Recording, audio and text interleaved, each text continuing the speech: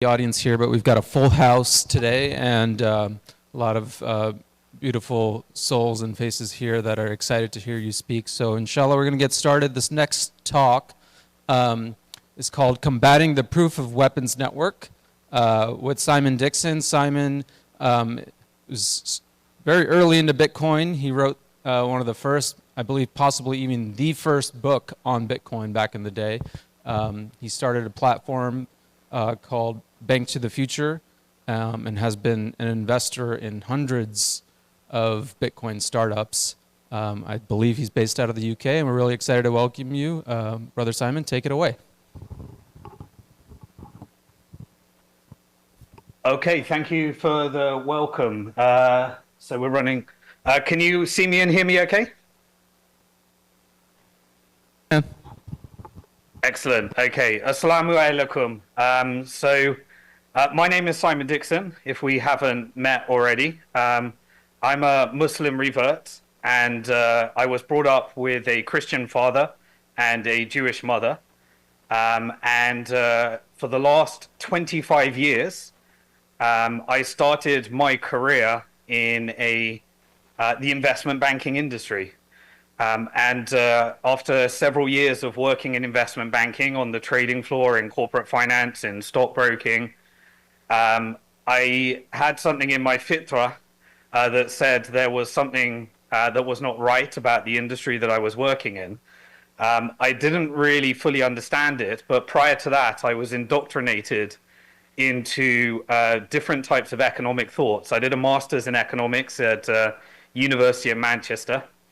You're definitely indoctrinated into understanding economics from the perspective of believing that inflation and Riba are actually baked into the system and there's nothing you can do about it. So you go down a different ideology like Keynesian economics, and it is actually written to justify how you can get governments, individuals, and corporations deeper into debt in order to stimulate economies. And as you stimulate economies, because there is a riba inherent and programmed into fiat currency, you have to have systemic inflation, and they have targets for it of about 2%. And we're not taught that there is any other way.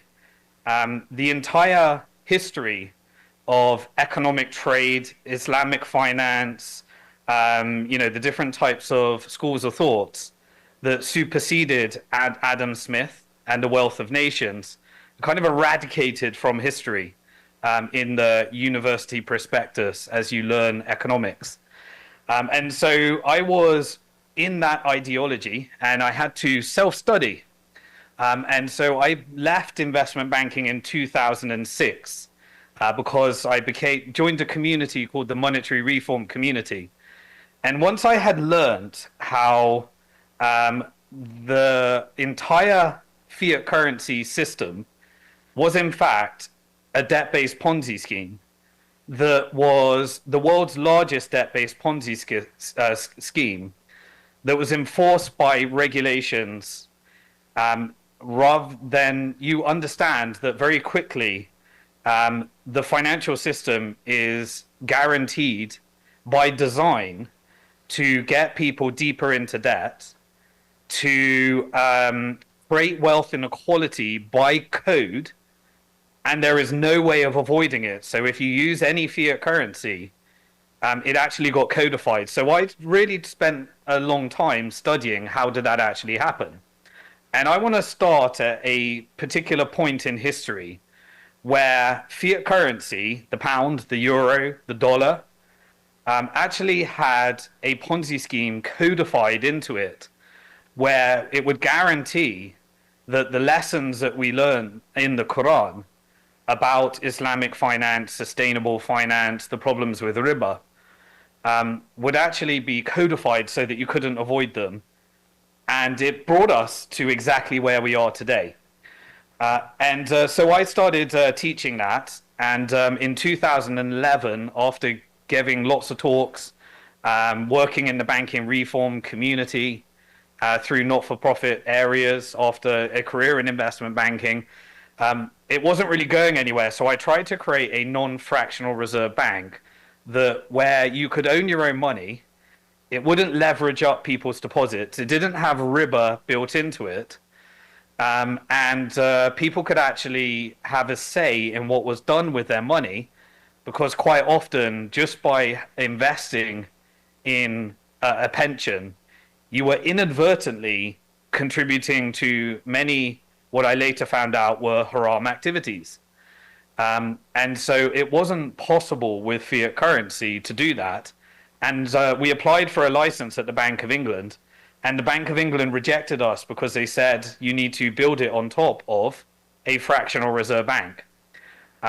It was then that I realized that this concept of fractional reserve banking that codifies Riba into a debt-based Ponzi scheme that creates wealth inequality and enslaves people through debt, that I realized that there had to be another way, because I couldn't get a bank through the system. And so I wrote a book called Bank to the Future, Protect Your Future Before Governments Go Bust, to help people understand what the future of the system was. We had the global financial crisis, and by 2011, I launched the book at the first Bitcoin conference in the world when Bitcoin was $3, and learned that Bitcoin actually was money you could own, money that has a fixed supply, and money that was the antithesis of the Riba-based financial system, where nobody could change the rules, and the supply was completely fixed. In fact, it codified better rules than gold. And once I understood that, I came up with a simple rule. I was deep in debt at the time, and I was not able to escape the system. And so I came up with a simple rule, which is that from that moment, I bought my first Bitcoin at $3. And I said, I'm not going to speculate with this. I'm going to own more Bitcoin every single month. And I'm going to defund my fiat currency and boycott the central banking system. And I'm going to peacefully resist against it. And my rule was that whatever the price is, I wouldn't decide to time the price. I would just own more Bitcoin this month than the previous month.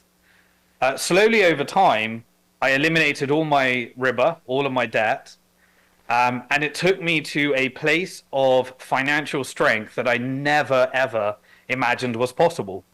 And so I was able to invest through shared equity using hard money, this Bitcoin, into companies that were going to further the Bitcoin community. I invested in about 100 different companies, and many of them came the largest companies in the world in Bitcoin today, whether it's Coinbase, Kraken, Circle, Bitfinex, Bitstamp, and many, many others. Some of them went down a completely different path.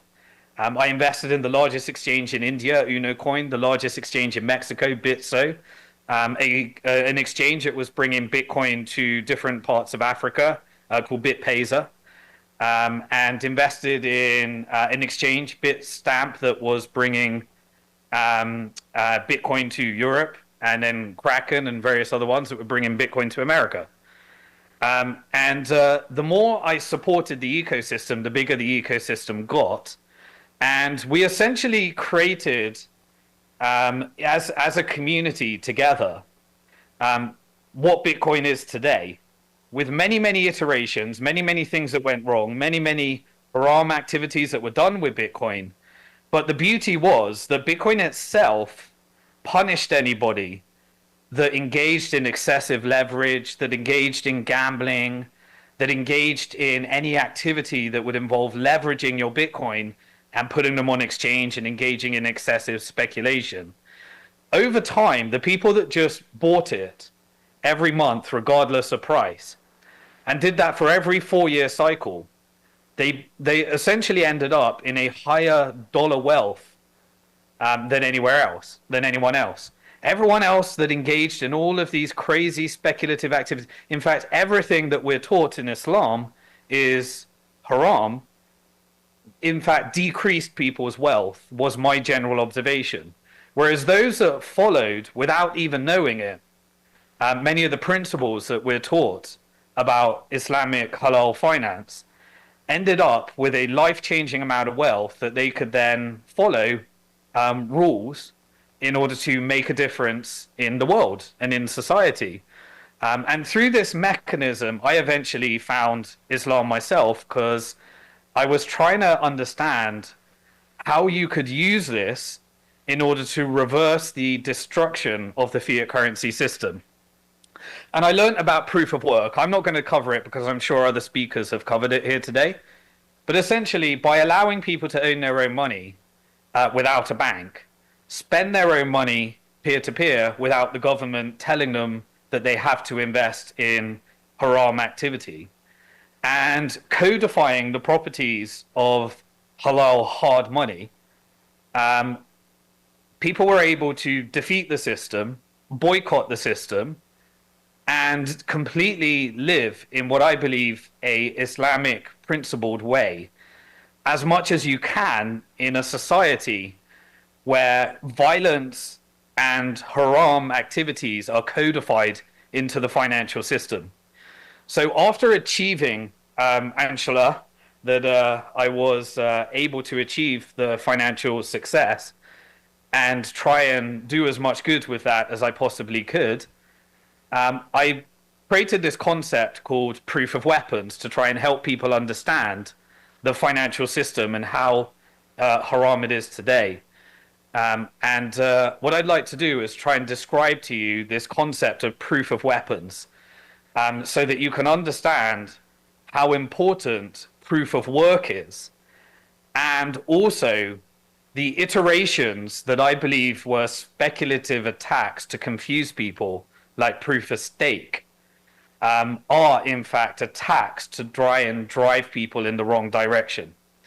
And so I could go, having spent 25 years of my whole life doing nothing but study every single aspect of money, from theological history, economic history, investing, being around in Bitcoin from $3 to where it is today, seeing what people got wrong, what people got right, seeing all the different attacks, the different iterations of Bitcoin. I've learned an incredible amount, having invested in lots of different companies, bad investments, good investments. And I've reached this place today where I think the starting point to understand the true nature of our system today is, I see it as an event in 1697 when the Bank of England created a debt-based Ponzi scheme with the king at the time in order to fund the Napoleonic Wars. And the Napoleonic Wars, in fact, Napoleon was a monetary reformer that was anti-debt. I don't agree with many of the things that Napoleon did in order to expand the colony. But he actually, rather than take money from the Rothschild family, he sold Louisiana State to America because he didn't want to borrow from the family that was creating a debt-based central banking system into France. Eventually, that cost him his life and an assassination.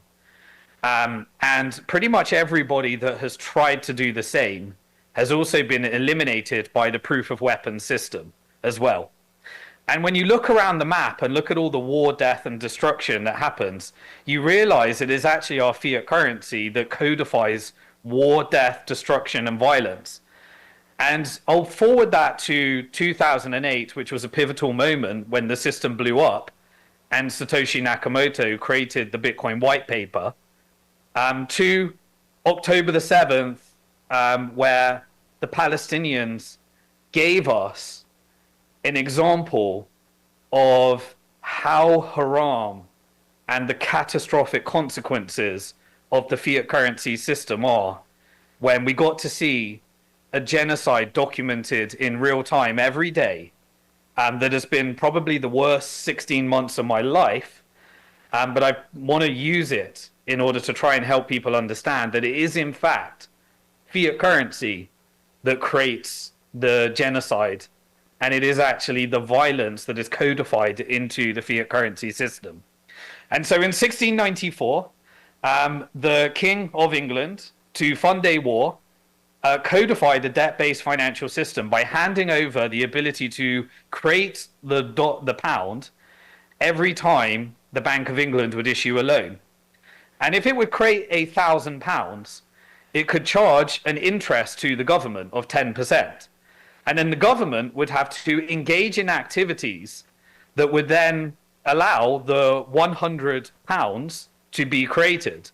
And so if you hand over a monopoly to the Bank of England to create £1,000, and it needs to be repaid as £1,100, the obvious question is, where does the £100 to repay the interest come from?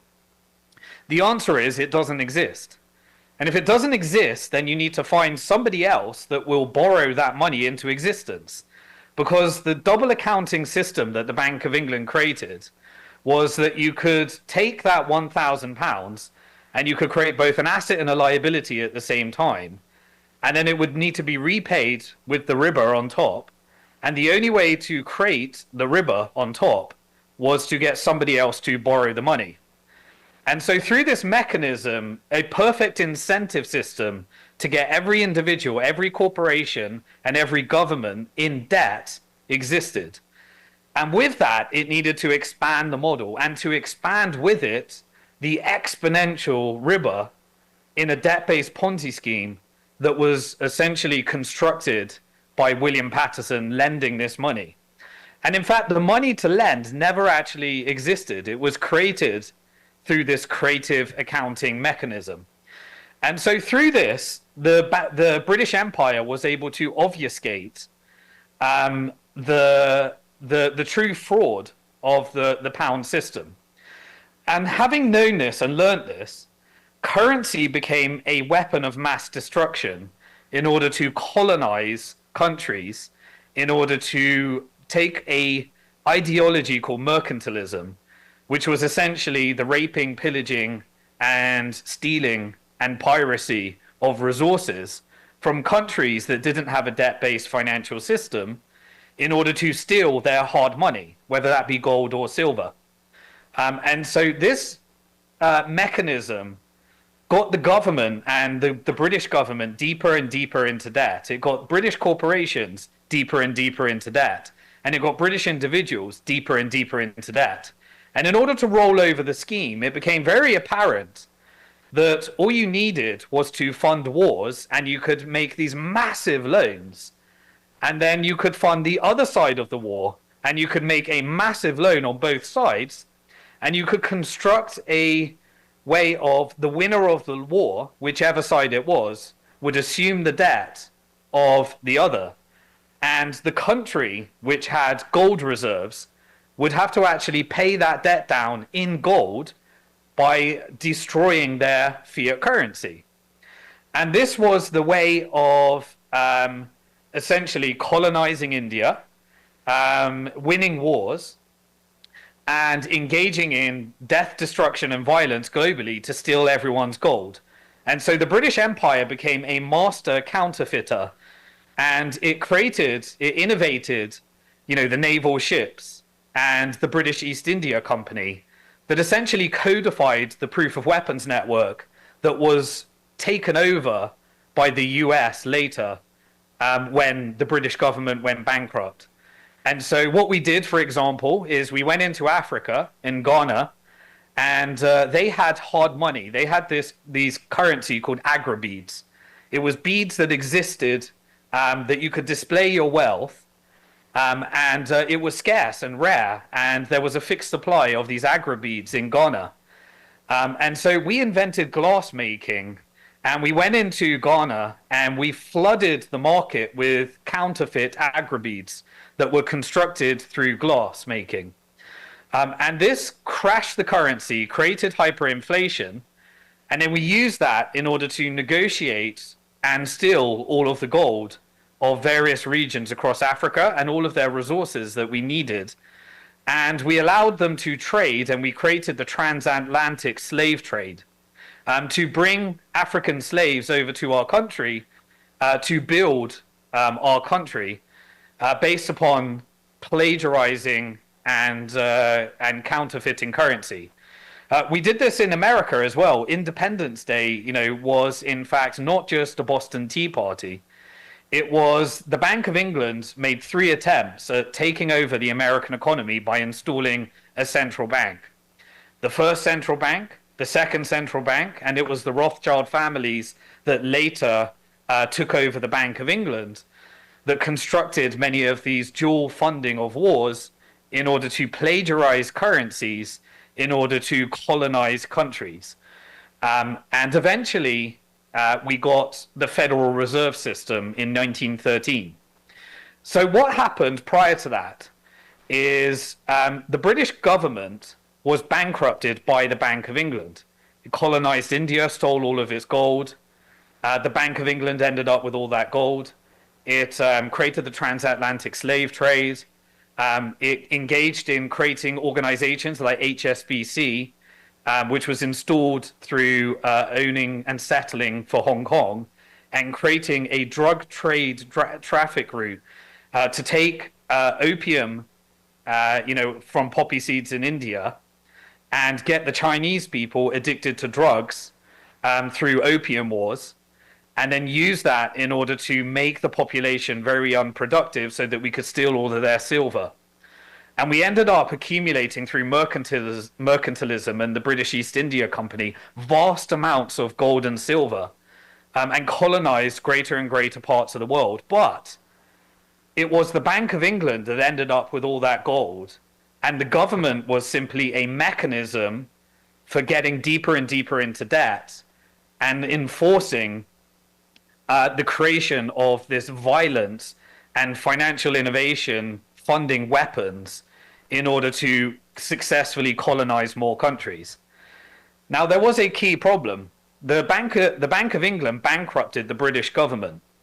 And so round about the early 19th century, an ideology of financiers called Zionists managed to come up with a plan with the British government to refinance all of that debt and change a world order. And so in 1914, it was determined that Winston Churchill and Woodrow Wilson would later come into the equation, would take all of this gold and silver and negotiate a deal with Zionists that was an atheist ideology that would weaponize the religion of Judaism through manipulation of interpretations of the Torah, manipulate Christianity through manipulated interpretations of the gospel, and also weaponize Islam later to create this whole concept of strategic tension, which I'll cover in a bit, to help you understand how this network grew. And so to cut a long story short, World War I was a manufactured war in order to overthrow Ottoman empires, the Prussian Empire, and basically bring America into the war, so that we could install, in fact, the Federal Reserve System. So in 1913, we got it. It was chartered in 1914. And in that year, we got the American people to pay tax in order to cover the debt, that essentially you became independent of the British Empire. But we covertly took over the American empire through the three central banks. Presidents were assassinated in order to stop it happening, but eventually we codified it with the creation of the Federal Reserve. It was a secret meeting between implants of the Rothschild family, like the Morgans, the Rockefellers, and the Federal Reserve System was created as the infamous creature from Jekyll Island. What it did is it funded the war by the British Empire taking Zionist funding, collateralized much of the gold, and created the environment that would lead to a covert operation to bring America into the war in 1917. It also led to a declaration called the Balfour Declaration, which Walt Rothschild negotiated with Balfour from the British Crown, in order to bring America into the war in exchange for an ethno-supremacy project to use settler colonialism in order to take over Palestine with an imperial project to destabilize the region and create the downfall of the Ottoman Empire. And so the Balfour Declaration led to the creation of Israel and the creation of the weaponization of this word called terrorism. And so the terrorist militia groups like Haganah and various others that later became part of the Israeli government and the IDF were utilized in order to create false flag operations that would trick Jewish people into thinking that they were so fearful that they needed to go over to Israel. In its extreme, there was the funding, the Rothschild family funded the Bolshevik Revolution, which overthrew the Russian Tsar and replaced it with an ideology called communism. And that communism led to the creation of the Soviet Union, which took all of Russia's gold, which was completely pillaged through this operation, and transferred it over to the Federal Reserve.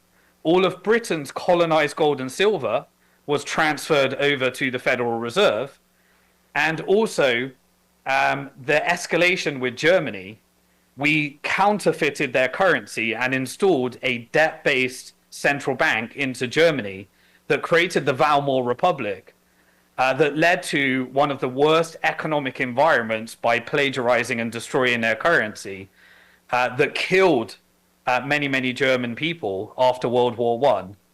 And so simultaneously, we created this new world order. The problem is that there was a resistance against it, and it led to a Jewish conspiracy-led ideology led by Adolf Hitler that arrested the Rothschild family, and then basically bought into a Jewish conspiracy that all Jewish people were going to actually do the same that they did to Russia in Germany. And so he came up with this plan, which led to the collective punishment of all Jewish people, and a non-debt-based monetary system that essentially became the foundation of a non-Riba system that completely saved the German economy. But Adolf Hitler engaged in collective punishment and haram activities that led to the Holocaust and various other things that changed the world forever. Now, the Zionists actually negotiated a deal with Adolf Hitler in order to take Germany's gold and take Jewish Germans and take 60,000 of them and unnaturally install them into Palestine, that became the foundation of the ethnic cleansing settler colonialist project. We all know what happened later. We ended up in World War II, and in World War II, all of the gold ended up in America under the Federal Reserve System. We had a Great Depression in between that led to a speculative attack on US stocks that then led to a crash because the Federal Reserve crashed the market. It used interest rates in order to crash the market. And that crash meant that the banks and financial institutions that were all shareholders in the Federal Reserve were able to colonize all of the shares of those that were stuck in the debt-based system or the Riba-based system. That led to the confiscation of all Americans' gold. In 1933, FDR did an executive order in order to require all Americans to hand over all their gold for $20 of a fake debt-based Federal Reserve note. And after World War II, we created the Proof of Weapons Network, which was that during Bretton Woods, the post-World War II world order, all the countries, firstly, we created this organization called the Bank for International Settlements, which was basically saying that Germany needed to repay all of its gold over to America. And this that led to the Weimar Republic and the resistance against it, and then all the atrocities that happened. But the Bank for International Settlement became a predatory organization for funding wars all around the world in order to get the world addicted to dollars. That was the Bank for International Settlements. So we had the Bank of England, the Bank for International Settlements. After World War II, we created the International Monetary Fund, and the agreement was that everybody should come off the gold standard, and everybody should stop trading their currencies and making them exchangeable for gold, and only make them exchangeable for the dollar. And the promise was that because America had all the gold and didn't get destroyed in any of the wars, and was funding all of the wars and all of the weapons through its vast manufacturing base, it was able to determine who should have the weapons, who shouldn't have the weapons, and create a new version of the British Empire through the American Empire that I call the Proof of Weapons Network. The condition was that everybody needed to trade their currency to dollars, but dollars would be convertible into gold, so it had some sound monetary principles. Over time, America then engaged in a operation called Operation Gladio. You can look up. These are all declassified operations. Operation Gladio was the concept of there is a industry called the military-industrial complex. And all we need to do is create strategic tension around the world. So we had the Federal Reserve, which was a mechanism for taking out middle-class Americans, getting all of the companies into debt, and bankrupting the US government. It only had about $250 million of debt at the time. The US government now has $37 trillion of debt and $250 trillion of unpaid liabilities today. It is exactly where the British Empire was when the Bank of England occupied Britain and bankrupted the government through excessive wars. And so the same strategy was used. The strategy was create strategic tension. We have an argument called capitalism versus communism. They funded both the Hitler regime, Wall Street funded it. It also created the Federal Reserve, and it also funded the Bolshevik Revolution and the Soviet Union and the communist empire that resulted. And you could use this strategic tension in order to fund both sides of all wars. And so we entered into the Cold War. And the Cold War was an arms race that essentially justified the printing of dollars in order to make sure those dollars came back to America to purchase weapons. And there would also be the Soviet Union. And so by having two sides of the ideology, the Soviet Union, through communism, could, through totalitarianism, steal all the wealth of the Russian people. And the Federal Reserve could engineer the financial system and the dollar to keep the debt-based system alive for as long as people would borrow those dollars into existence. In a system where all dollars are debt, so anyone that's got a positive balance in their online banking means that somebody else has a negative balance, and there's not enough money to repay all the dollar debt. And so all you got to do is continually export dollars globally and make sure the money gets spent back into America. And they essentially created these covert operations to leave false flag operations called terrorism today, where you would essentially dress up, for example, the Levant affair.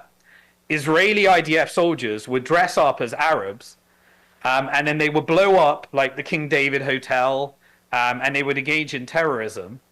And then they would use their control over the media to say, hey, look what the Egyptians are doing. And then America could use that fear to manufacture consent for wars. And all you needed to do is call those people in the region terrorists and those people communists.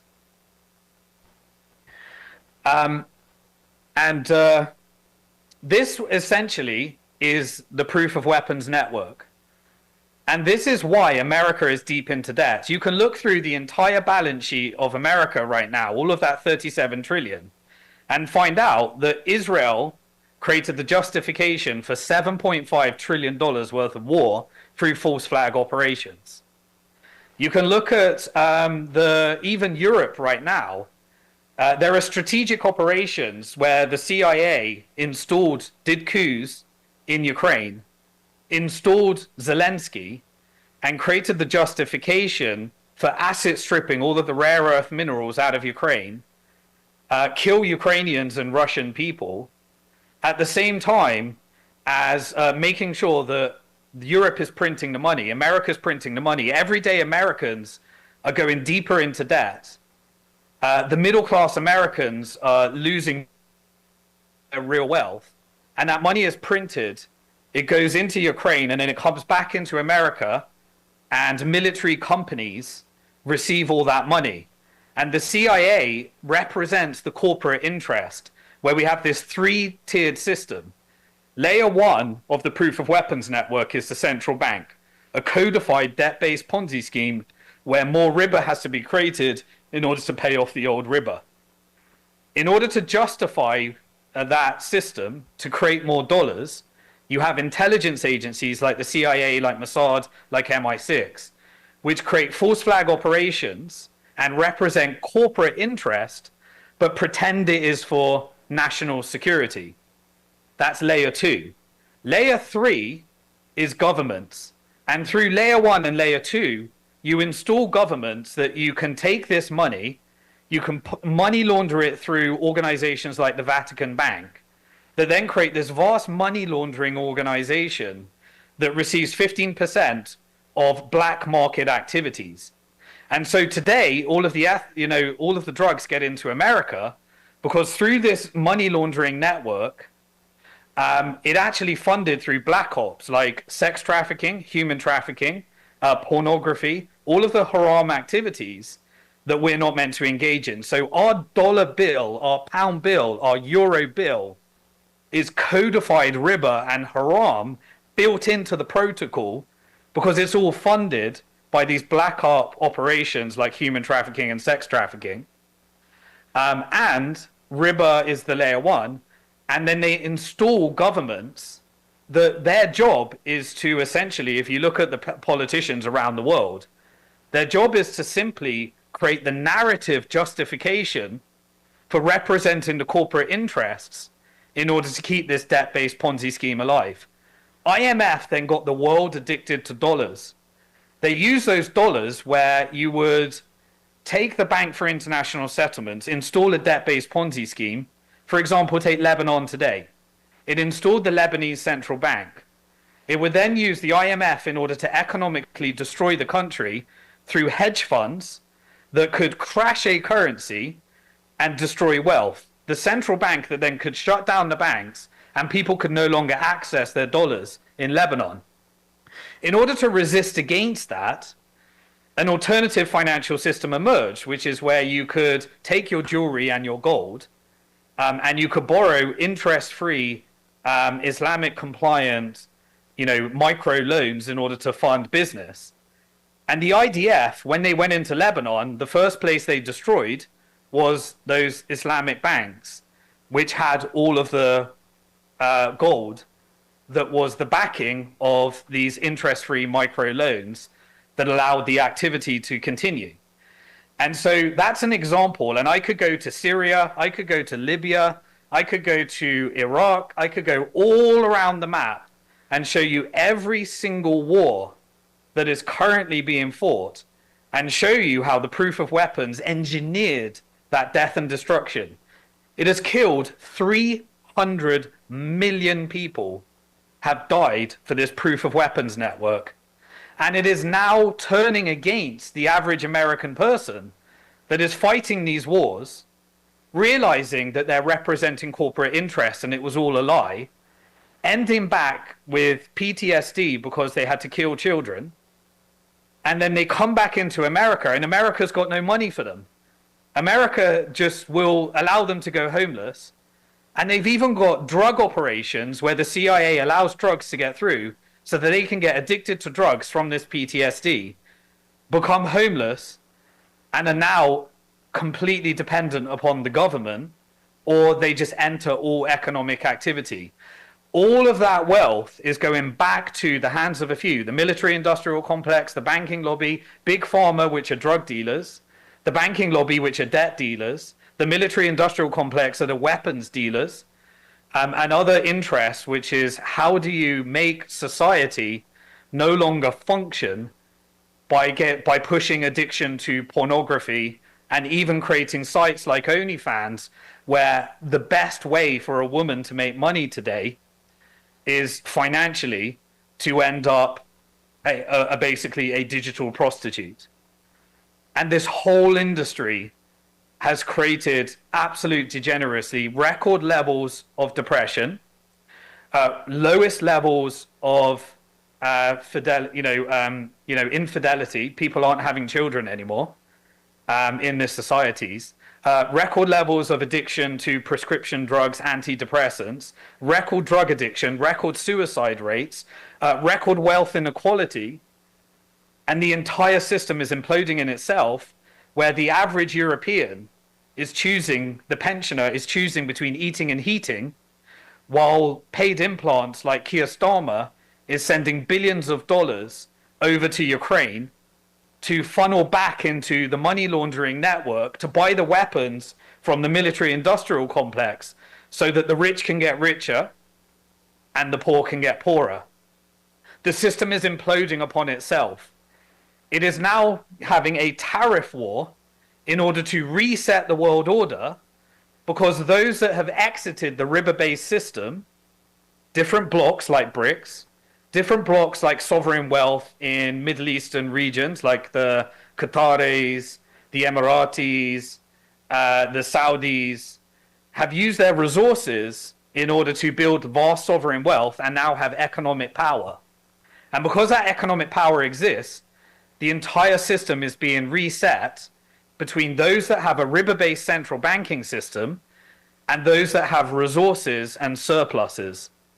So the system is blowing up on itself, and we're creating a new proxy war where essentially Europe is about to be put onto a central bank digital currency, and America is about to build a stablecoin system where Elon Musk and technocrats and wealthy billionaires that have benefited from the system can take over the dollar, create social credit scores through all of our X activity, XAI, auditing all the government, all of that big data.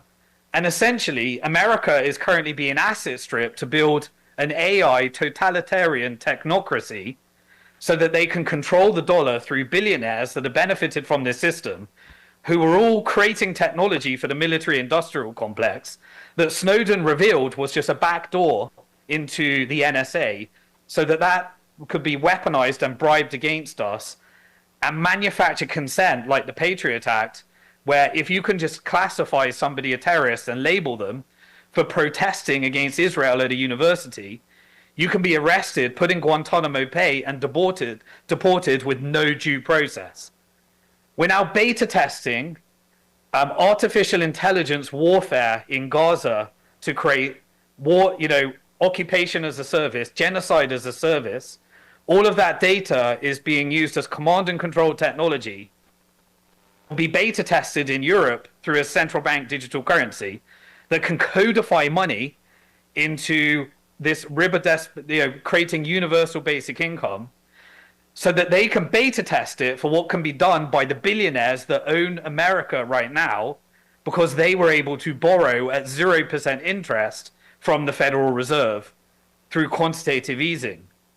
This is the proof of weapons network. This is what we were warned about. This is why Riba is the most destructive, and it is anytime you use a dollar or euro, you are forced into the system, haram by code, by nature.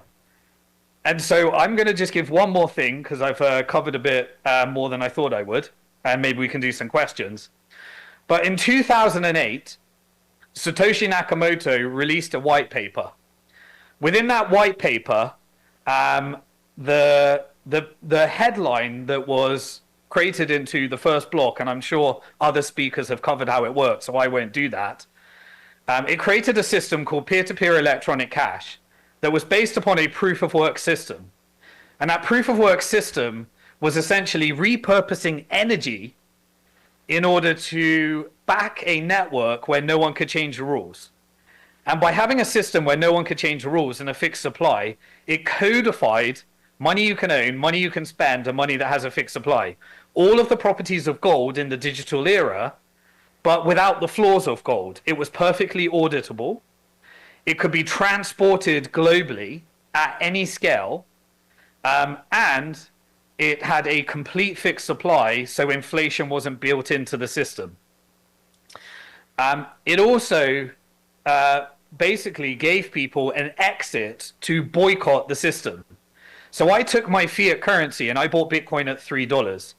And I learned how to self-custody my Bitcoin. And I invested it in productive activities.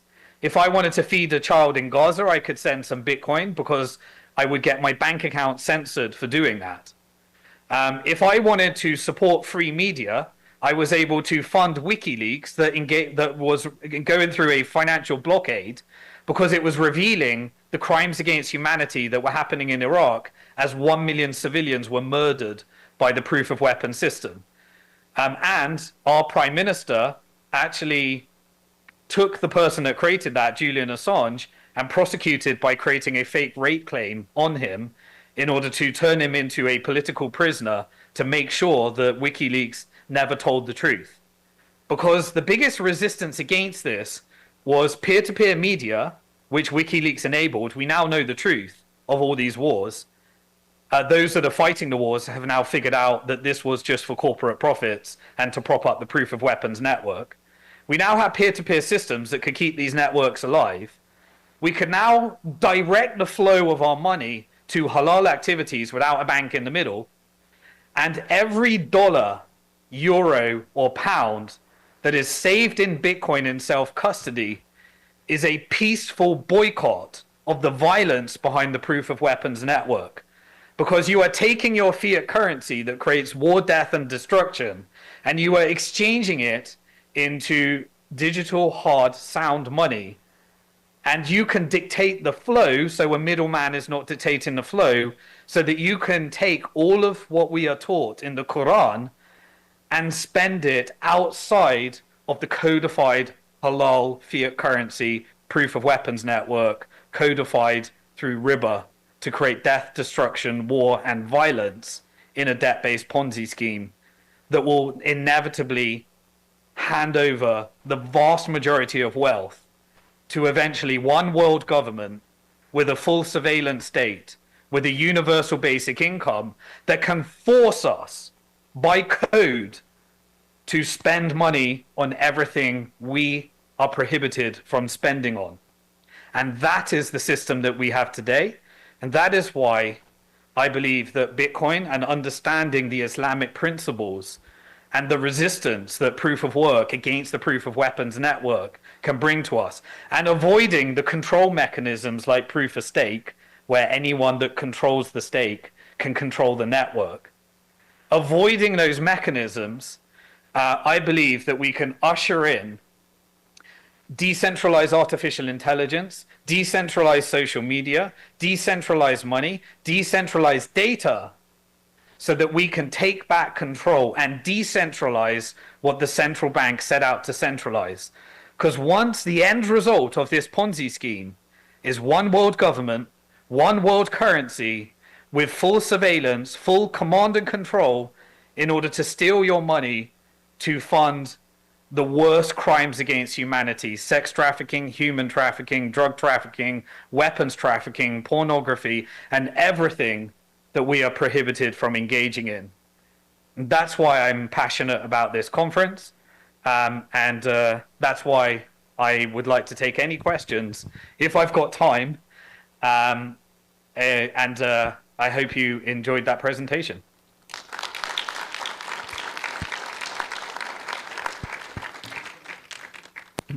Amazing, beautiful history lesson and motivational talk there from Brother Simon. I'm going to only have time for one or two questions, so I'm going to start with the brother here. Jazakallah. Thank you, Simon. You can hear me, I'm guessing? I can hear you, yeah. Okay. Yeah, thank you for that insightful information. It was very, very, very insightful. So as you know, all wars, there's a saying that all wars are bankers' wars, and you've kind of went deep into that with the proof of weapons network. And that's actually how I got into Bitcoin. I watched a documentary called All Wars Are Bankers' Wars. Highly recommend it. And I organically got into Bitcoin that way. But I have two questions and a comment. So my first question, maybe I could read it both. If you need me to repeat it, I will. Do you think if there was mass adoption of Bitcoin, all wars would cease? Or in other words, would nations be too broke to fund these wars? Because I believe the alternative would be through like taxation, taxing the citizens. And why are nations, certain nations, or even charging their citizens or taxing their citizens when they could just print? And then I have a follow-up comment. If you would like, I could ask now or after you answer those. So, Yeah, shall I do the first question first? My answer to that is no, I believe that only Islam can end all wars. And so mass adoption of Islam is the only way to do that, by people engaging in these principles. But in Islam, we're taught free trade, hard money, and ethical activities. And so Bitcoin is a tool for allowing us to actually get closer to that constant struggle within ourselves to boycott the haram activities. And so in itself, Bitcoin can't achieve it. But I personally believe that Bitcoin can bring us closer to the way that we were meant to trade, that Allah told us we should be trading. Wallahi, I believe that Bitcoin brings us closer to that goal. But humans are humans, and we need to go through our internal struggle and make sure we use hard money. But let's not rig the game. If you could remove the rigged game, which is designed, to bring out the worst in human behavior, because you pit us all against each other in a debt-based Ponzi scheme, a musical game of chairs, where you have to, in fight for survival, ensure that you get the chair. And to ensure that you get the chair, you probably have created a game where you're going to bring out the worst version of yourself and engage in the activities that are the most destructive and most harmful for society. So in itself, it won't end all wars, but I believe that the combination of Islam and hard money and Bitcoin educating people into the destruction of Riba, because when I tried to explain this system to people before Bitcoin was around, and I was in the monetary reform community, people didn't get it when I would explain how money was created. But once they have Bitcoin and they realize they can own their own money, spend their own money, and have fixed supply, and it is backed by a network of 1,000 exahashes, solving a million, quadrillion mass problems per second in the world's largest distributed supercomputer that is apolitical and has hash power in America, in Russia, in China, in Iran, in Africa, in Europe, in South America, in Central America, in Australia, around all countries that don't get on with each other, meaning that no government and no central bank can take it down. In fact, they couldn't beat us so badly that they had to engineer Operation Choke Point 2.0, where the Federal Reserve, the FDIC, and the SEC took out the 3 crypto-friendly banks by engineering interest rates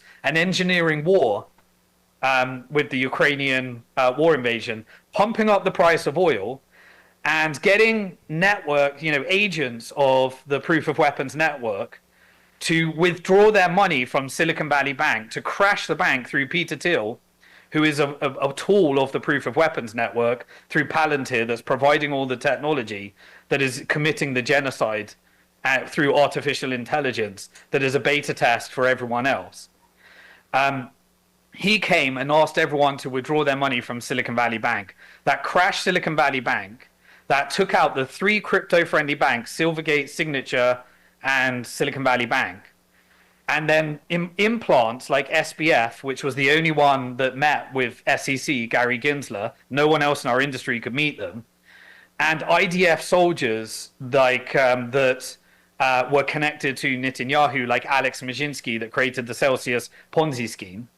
They crashed the system, stole people's wealth, and immediately engineered a regime change whereby the Biden administration would prove the BlackRock ETF, so that BlackRock could then get all of its buddies at the banks to own Bitcoin, and created the most successful ETF launch of all time, so that now all of the banks and financial institutions could hold their Bitcoin with BlackRock rather than self-custody, so that it could then engineer the system that we are experiencing right now, which is a change in the global world order, the death of the post-World War II Bretton Woods system that was about to take us to World War III.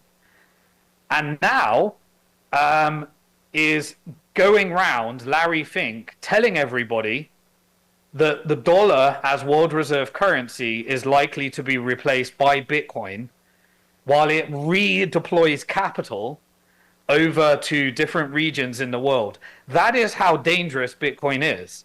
That they couldn't beat us, they had to join us. But we're holding it in self-custody. And so while if you don't hold it and get BlackRock to hold it for you, then we are de-weaponizing it, but to the point where they actually couldn't beat us, so they had to join us.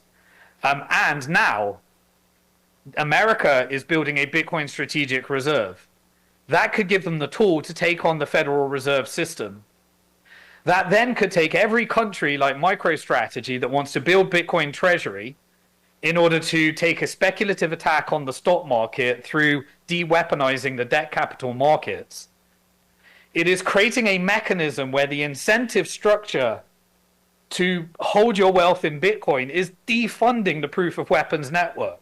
And while it will not do everything, because humans will be humans, and without Islam, they won't engage in the activities that prevents these wars from happening, unless they can find another way of doing it, then I believe that that combination is the 1-2 punch. And that is, I think, a worthy mission. Will we get global adoption of it? Of course we won't. But I believe Allah wanted us to be brought onto this earth in order to drive us further and closer to that mission, and create an incentive structure that defunds the proof of weapons network, that decapitates the codified war that is built into the system. I'm sorry I answered that for so long. I'm sure I'd taken more time. Yeah, thank you. Thank you, Simon, for that detailed answer. So I'll try to make this as quick as possible. My last question is, as Brother Abdullah mentioned earlier, he said in a lot of African nations deal with hyperinflation, such as Uganda, Botswana, a lot of countries, as well as where I'm from in East Africa, Somalia, and they currently use a electronic system called the EVC system. So I said this earlier, but I'll mention it again. I brought up Bitcoin to the former president of Somalia, who's running for re-election in 2026, and he's very open to it, and he has a high chance of winning. Somalia is unique because we had our debt to GDP decreased from 60% to 6% through an initiative, high indebted. It's through the IMF, so initiative where they basically debt forgiveness initiative. I know you pitched to Boris Johnson, and I know the story behind that, where he kind of booted you out the room way back. I think it was like 2014, and the Isles of Man, and I believe Nayib Bukele of El Salvador. So yeah, I was wondering maybe I could connect you with him, and you could pitch it better than I can. But my question is, how can a nation circumvent IMF pressure if they were to adopt a Bitcoin reserve? Yeah, it was a bit hard for me to hear the question, but I think the end question was, if I heard the question properly, I believe we are at a very unique time in history where the center of the proof of weapons network is essentially going to be artificial intelligence, cybersecurity, and AI weaponized warfare. That is requiring robotics and artificial intelligence and a social credit system that is currently being built in both China and America. There are two systems that are happening around the world right now. China, because it produces goods, it is engaging in a model to de-risk itself from the fact that America is consuming all its goods, and we're going through this tariff war. And so China created an initiative that was, we need to hedge against America consumption. And so it is investing in countries. And again, I'm not saying that, all governments are, doing evil activities, but the economic incentive is that China wants to rebuild countries in order for them to be wealthy enough to purchase its products. Whereas America created the IMF system that said, we would like to destroy any competition by funding covert regime changes, war, death, and destruction, so that they can buy our weapons because it's part of the ecosystem. And this led to the entire operations that we know are happening in Congo right now, in Somalia right now, where the IDF would create organizations like ISIS, the CIA would create organizations like Al-Qaeda that would be designed in order to confuse people into thinking Islam is connected to the activities that these people are doing. Then anytime you wanted to blow up a country like Somalia to exploit their rare earth minerals and resources, then you just have to say ISIS are here. And then the Trump administration can say, we're doing some strikes there. But it's actually about just exploitation of resources. It's happening in Congo right now. M23 is a Rwandan proxy. Rwanda is stealing all the Congolese resources. That makes up the components of our iPhones, our semiconductor chips, our laptops. Rwanda then is, fake sanctions happen from America, but they're propping up the system. And then they say that M23, which is essentially Western proof of weapons network, these types of things. So all of these operations are happening. But now we're in a change of world order. And this is where it gets interesting. America is adopting a Bitcoin strategic reserve. It could become more profitable to engage in building Bitcoin strategic reserves than the old model of funding war. BRICS is building a new corridor in order to engage in trade amongst countries. It's got a problem. It's creating a currency which it wants to launch in 3 years, and 60% of the currency, or 40% of the currency, is going to be backed by gold. But they're like, how can we stop one country stealing all the gold? Well, all right, Bitcoin solves that problem of auditability and create a federated network and a lightning channel that could solve that problem for BRICS. They may not realize it now, but over time they will. We've also got the Middle East, now that it has vast wealth, they're investing in Bitcoin mining infrastructure. They're repurposing their natural gas in order to build economic power so that they can decolonize, using Bitcoin as one of those tools, while it becomes strategically important in the center of the world. So for example, the Abu Dhabi Sovereign Wealth Fund invested $2 billion in Binance. That's got 260 million users in order to build what I hope would be eventually figure out that although it's got all the shitcoin casino and the haram activities and the fiat currency money printing on blockchains and all that stuff, eventually everyone figures out that it's Bitcoin that is the one you need to be to. This could redefine capital markets on top of Bitcoin, on layer 2 networks like Lightning, building various other things on top of that. All of these innovations and these experiments can recollaborate the incentives of the financial system. But wouldn't it be beautiful if the economic power in the region leads to a strategic retreat of America away from the Middle East? And we enter into an era of peace because renegotiation and normalization has to happen, because the strategic tension between Israel and Iran is no longer useful for the profits of the military-industrial complex. And the incentives to build Bitcoin strategic reserves for countries to remain sovereign exists. And Europe could fight against what's happening right now, where they're on a path to absolute destruction through central bank digital currencies. But the country could resist against the European Union by building its own Bitcoin strategic reserves. And companies that are about to go bankrupt could resist against it. And the global south could be connected by this network that the Bitcoin enables. And as we enter into all these regional powers, as the new maps get redefined around the world, the incentive to get your share of hash power, to get your Bitcoin strategic reserves, and none of that needs to happen because we could have a bottom-up revolution where individuals are able to actually take the nation state out of the middle, the corporation out of the middle, and be answerable to Allah only. Because we've now got this decentralized network to resist against the centralization. We're engaging in decentralization is more financial incentive than the centralization. And how could we do that? Well, what if we ended up with, wallahi, some kind of solution in Palestine? And what if Palestine rebuilt its economy on this type of financial system, this type of economic values, this type of Islamic hard money system? And it was located right next to the center of fiat currency oppression, Israel.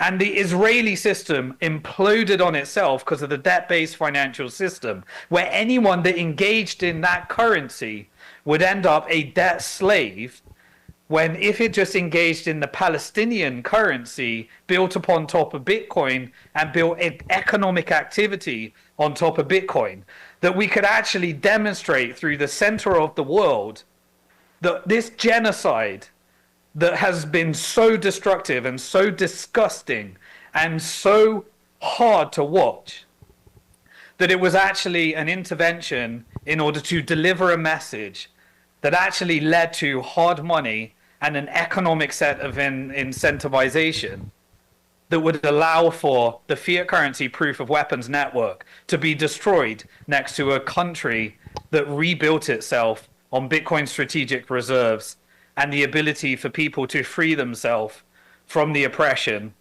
of the proof of weapons network. I think we as Bitcoiners should do whatever we can within our power to try and make that happen. And if we can't make it happen, then we need to resist and we need to boycott the system, and we need to get as many people to understand that you need to own your own money, you need to spend your own money, and if you save every month and don't engage in speculation, don't engage in gambling, don't engage in any of the activities, if all you do, not financial advice, was just save in Bitcoin and do nothing with it other than do good energy of spending the Bitcoin on the activities that are good, for the world, then we could actually create an attack on the haram system with a halal system right in the center of the world where the prophets delivered our messages. I'm hoping, deluded or not deluded, but I choose to believe that that's what this genocide is for. And we as Muslims should be doing everything within our power to free ourselves from that system, free Palestine from that system, and then create an environment where the economic activity of the world can copy that system and free the world from that system. And I personally, with the help of everybody that wants to engage in that activity, will dedicate the rest of my life to that mission. And I believe that is what we are uniquely brought on this world to do. And we need to spread that good message in any way we can to whoever we can, whether it's the micro community, whether it's corporations, whether it's your country, whether it's whatever you can do. We are all in this mission together in order to un-Riba and dismantle the proof of weapons network without death and destruction, and try and do it with peace, love, and unity in the Islamic way that we know, by showing by example, people can hopefully adopt because the economic incentives are aligned. I'm sorry I've covered too much time, but I think that's all I got time for.